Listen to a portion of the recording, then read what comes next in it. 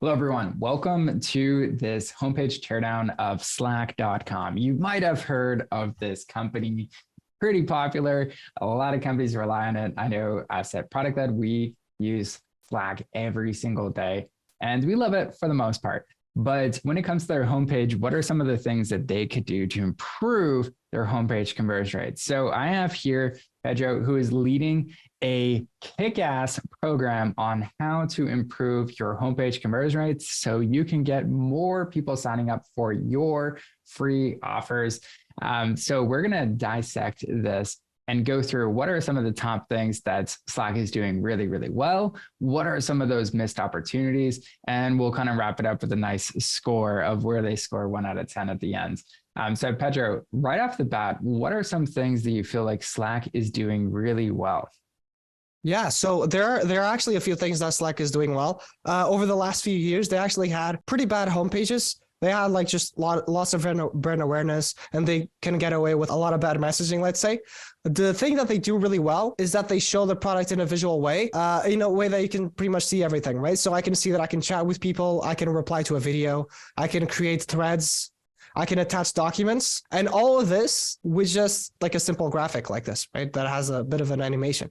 Same thing happens here, right? Where I can create different channels and I can have different people in the team talking about different things, right? So that's another thing that probably teams want to have. That kind of talks about this digital IQ. So the main thing that they do well is all these visual things where you can have like different add-ons, that they can have calls with teams and attach videos and all these things. The things that I don't really do well is they didn't go deep enough, right? I know this is just a homepage, but they could have gone way deeper instead of linking out to just a lot of different pages and just have people confused and read about like lots of different features they could have just seen from the homepage without having to click through it. To give you an example here of the things that could be better is when we talk about bringing the team together, right? In terms of communicating with them. How can I make this custom to my company, right?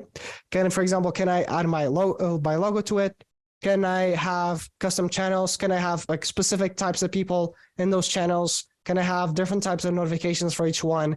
Can I have people in my team, but also freelancers on the side that come in twice a month, right? So all these different things on how you adapt to different types of companies and making it feel like you have a chat tool custom to them would go above and beyond in terms of not only getting more people to sign up, let's say that Slack is just the best tool to go with, and also probably attract even more enterprise deals because there might be a few enterprise companies that just go with something else that probably feels more custom to them, right? And going deeper on every single one of these.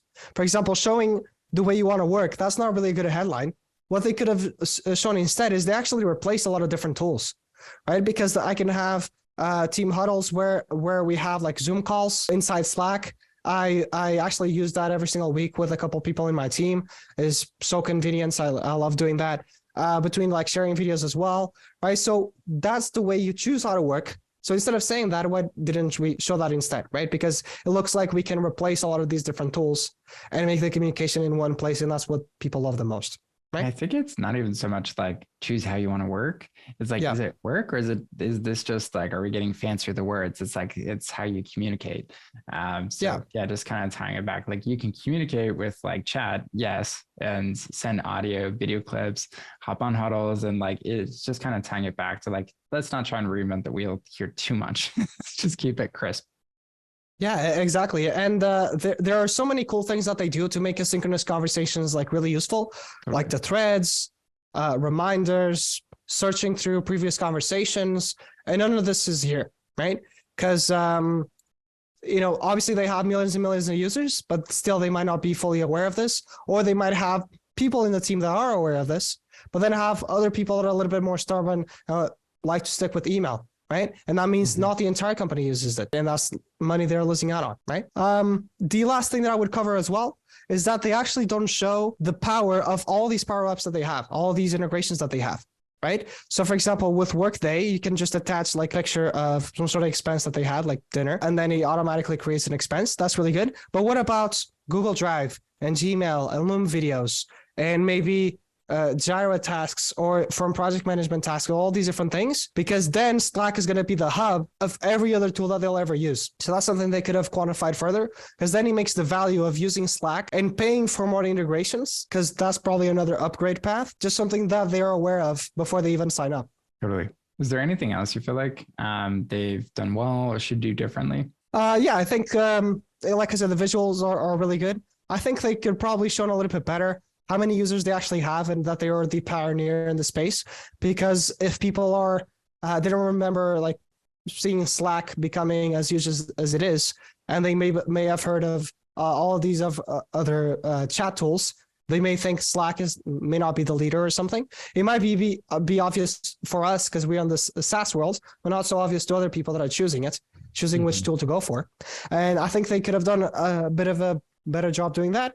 And then also they have too much things here about like webinars and ebooks and stuff like that. They can get you some leads, but because they have like a free plan, you might as well just go for that call to action instead, or just at most having like an ebook or on 10 tips for asynchronous communication and get at least leads that have some sort of intent related to the product. Yes. Now, how compelling would you say this is as a free offer, like for us to sign up for free? Is it super compelling, like somewhat compelling, or are they kind of missing something that makes this compelling in the first place? Yeah, I mean, as a free offer, obviously everything that is free makes it a little bit more compelling, right? And their free plan is still pretty useful.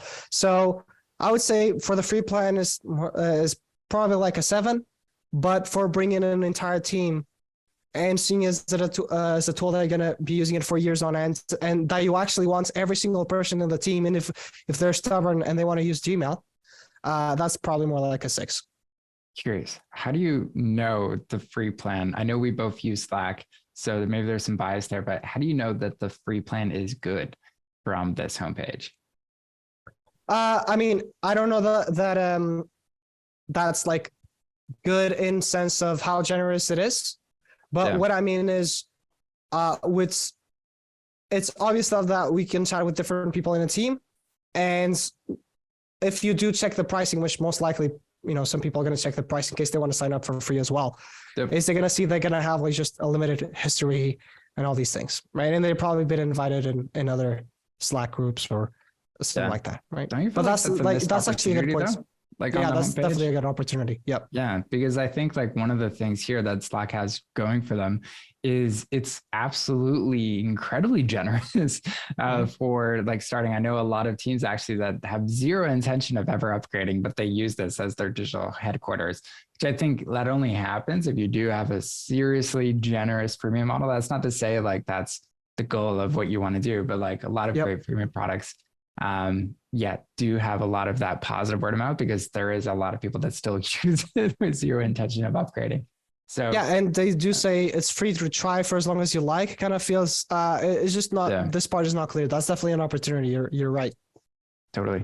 Awesome. So overall, what's the score here? 1 being this is garbage. You do not follow in Slack's footsteps for their homepage. 10 being this is world-class. You can't touch it. I would say it's still around a 6 because the main thing that is actually good about it are these visuals. And I think a lot of companies can learn from this because they kind of look like an illustration, but they're not as big as an illustration. They're actually much clearer than what an illustration would look like because this actually shows the products and removes some of the detail that would make it too overwhelming. So what's like the top recommendation you would make that would take this closer to a 10 from 6? The best recommendation I would make is on every single area that they help people with, from making it custom to them, right? So for example, the conversations and the asynchronous communication to how much they can personalize in terms of actually making it a digital HQ. So how much information they can add.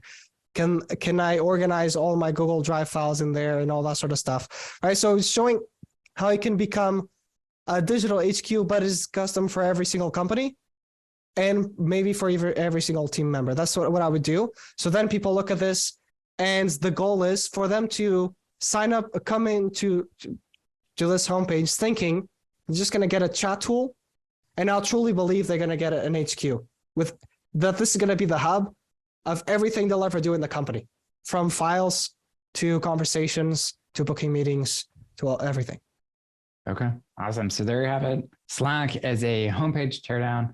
Curious to hear what you think they could do, specifically what they've done well, what they could do to improve, and what's your real take on this onboarding teardown.